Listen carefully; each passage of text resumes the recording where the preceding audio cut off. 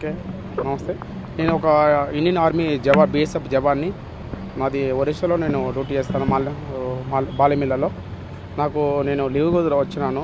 నాకు ఇక్కడ వచ్చేసి పాత కసిల వల్ల నా ఊళ్ళో నేను పండగ రాగా ఇక్కడికి వచ్చి ముగ్గురు వ్యక్తులు నన్ను రౌండ్ అప్ చేసి ఒక్కడే ఉన్న చూసి నన్ను గొడవలు పెట్టుకొని నన్ను కొట్టారు. నా వీపు మీద, నా చేతి మీద నా గోల్డ్ అంతా లాగేసి మా బాబాయ్ వచ్చింటే మా వైఫ్ని అంతా కొట్టాడు. దానివల్ల మాకు చాలా ఒళ్ళు నొప్పులు, అంతా బాడీ పెయిన్స్ అంతా నాకు చెయ్యి డ్యామేజ్ అయింది. కానీ నేను పోలీస్ స్టేషన్ రిపోర్ట్ ఇచ్చాను. ఫ్రైడే రోజు నేను 11 o'clock వెళ్ళి పోలీస్ స్టేషన్ రిపోర్ట్ ఇచ్చాను.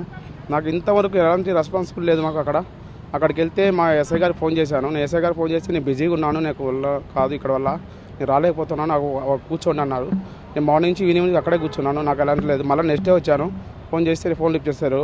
మళ్ళీ ఈ రోజుకి వెళ్ళాను, కానీ అక్కడ కుదరలేదు, ఏం లేదు.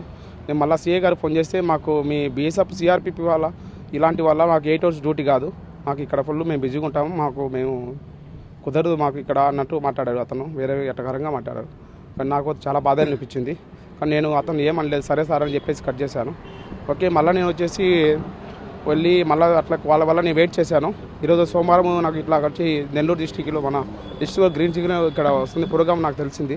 ఇక్కడికి వచ్చారు, ఎస్పీ సార్తో మాట్లాడదామని నేను వచ్చాను ఇక్కడికి. మా హెడ్ క్వార్టర్ పోతే ఫోన్ చేసి చెప్పితే మాకు ఎస్పీ ఆఫీస్కి కాల్ చేసి అని చెప్పారు. దానిలో వెయిట్ చేస్తాను, దానికి వచ్చాను. ఇలాంటి జరిగిన నాకు వల్ల ఇక్కడ నాకు చాలా బాధాకరంగా ఉంది. మా ఊళ్ళో ఇట్లా కొట్టిన ఒక జవాన్ అయి నన్ను కొట్టారు ఇట్లా.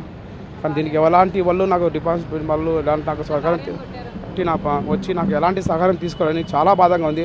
నేను బోర్డర్లో ఇంత కష్టపడి నేను రేయం పగులు డ్యూటీ చేస్తాను అక్కడ. ఇంతగా అక్కడ ఫస్ట్ రౌండ్ పై జరిగినా మేము ధైర్యంగా మేము అక్కడ చాలా బాధాకరంగా మేము ఇన్ని ఆలోచించుకోకుండా మా దేశాన్ని కాపాడాలనుకునే ఉద్దేశంతో మేము అక్కడ డ్యూటీలు చేస్తూ ఉంటాము. కానీ ఇక్కడ నాకు ఈ విధంగా జరిగే కల నాకు అసలు ఇలాంటి పట్టుదలతో ఇలా డ్యూటీ చేయాలన్నా కానీ నాకు మనస్తత్వంగా నాకు చాలా బాధగా ఉంది. కానీ నాకు ఈ భర్తీ చేసుకొని బోర్డర్లో నిలబడకుండా నాకు నా ఫ్యామిలీ గురించి నా ఫ్యామిలీకి నాకే సేఫ్టీ లేదు. ఈ బోర్డర్లో ఎలా డ్యూటీ చేయాలనేది నాకు చాలా బాధాకరంగా చాలా బాధగా ఉంది. నేను అసలు ఇలా అయితే సార్ చాలా నాకు ఎప్పుడు ఇలా నేను చేయలేను. ఎంతోమంది బోర్డర్ కాల్సి తీవ్రవాదులు కానీ దొంగతనాలు డ్రగ్స్ కానీ మా డ్రోన్స్ కానీ ఎంతోమంది బోర్డర్లో మాకు రెయిన్బోలో టైమింగ్ అంటూ ఉండదు. పంజాబ్లో నేను 5 years చేశాను. అక్కడ ఎన్నో డ్రోన్స్ వస్తుంటాయి, మళ్ళీ వస్తుంటాయి, ఎన్నో పెట్టుకున్నాం సార్. మాకు మా యూనిట్ కావాలంటే ఎంక్వైరీ చేసుకోండి సార్. వెళ్ళాను అక్కడ మేము రైన్ పక్కలు నిద్రపోకుండా మాకు అసలు నిద్ర అంటే ఉండదు. మా కళ్ళలో అప్పటి ముళ్ళు గుచ్చుకుంటూ ఎర్రగా అయిపోయి అట్లా అసలు నిద్రపోతలేదు. కాళ్ళు వర్షాలు వస్తే నీళ్ళు పోయేదానికి మాకు నర్సరీ దాలు పోతే అలాంటి టైంలో మేము రైన్ పైకులు డ్యూటీ చేసి అక్కడ వచ్చాము. కానీ ఇక్కడ వచ్చి నాకు ఇలా కష్టపడి ఇట్లా మేము ఇక్కడ చేస్తే దేశం కోసం జీతాలు అనుకున్న మా పిల్లల్ని మేము ఇక్కడ ఉండి ఇంటికాడ పెట్టి వాళ్ళకి చదివి మా వైఫ్ ఒక్కడే ఇంట్లో పెట్టి మా వైఫ్ కూడా ఎవరు లేదు, ఒక్కటే ఉంటుంది, 3 పిల్లలు నాకు చూసి వచ్చాను. కానీ వాళ్ళకు మేము అన్నీ వదిలేసి 3-4 నెలలు మేము అక్కడ కష్టపడి ఎప్పుడో వచ్చి 10 ఏదో పిల్లల కోసం వచ్చి ఇక్కడ తిరుగుదామని మేము ఎక్కడ వస్తే మాకు కావాలని అటాక్ చేసి నన్ను ఈ రకం కొట్టారు. నేను అంతలోకి తిరిగి వచ్చి నెలలో ప్రశాంతంగా ఉందామని చూస్తే ఇలాంటి నా కేసులు అని చెప్పి ఇట్లా పెట్టి నన్ను కొట్టి తిప్పుతున్నారు. ఇది చాలా బాధాకరంగా ఉంది. మీరు ఎవరైనా చేసి ఆ ముగ్గురిని వ్యక్తులు మా ఊళ్ళో గ్రామంలో నాది యాక్చువల్గా బోర్డు సిద్ధాపల్లి గ్రామం, సీతారాంపురం మండలం. నాది వచ్చేసి సీతారాంపురం మండలం, నాది బోర్డు సిద్ధాపల్లి గ్రామం, నాది నెల్లూరు డిస్టిక్. ఆ వాళ్ళలో బొడిసా గ్రామంలో మా అక్క దగ్గర కిరాణ్ షాప్ ఉంది, అక్కడ కూర్చోంటే వచ్చి 10:30 టైం వచ్చి అటాక్ చేశారు సార్. సో బంధువుల వెంకటేశ్వర్లు, బంధువుల శ్రీనివాసులు, బంధువుల ప్రసాద్. మీకు సమాధానం చెప్పిన ఎస్ఐ గారి పేరు ఏం పేరు, సిఐ గారి పేరు? అతను పేరు నాకు ఏదో రెడ్డి సార్, అంత ఐడియా లేదు. Police station? Sitaramapuram police station sir. CI garu అతను నాకు నేను అంత ఐడియా లేదు సార్. అతను వచ్చేసి పూర్ణంగా వేరుగా మాకు సిఆర్పిఎఫ్ బిఎస్ ఇది సిఆర్పిఎఫ్ సిఎస్ఎఫ్ కాదు 8 గంటల డ్యూటీ చేసి రెస్ట్ తీసుకోవడానికి మాకు మేము బిజీగా ఉన్నాం. నాకు ప్రోగ్రామ్స్ ఉన్నాయి అక్కడ ఇక్కడ. సిఐ గారు సార్ అన్నారు సార్. ఎవరెవరు మీద దాడి చేశారు సార్? నా బంధువుల వెంకటేశ్వర్లు, బంధువుల శ్రీనివాసులు, బంధువుల ప్రసాద్ నా మీద దాడి చేశారు సార్, కొట్టారు.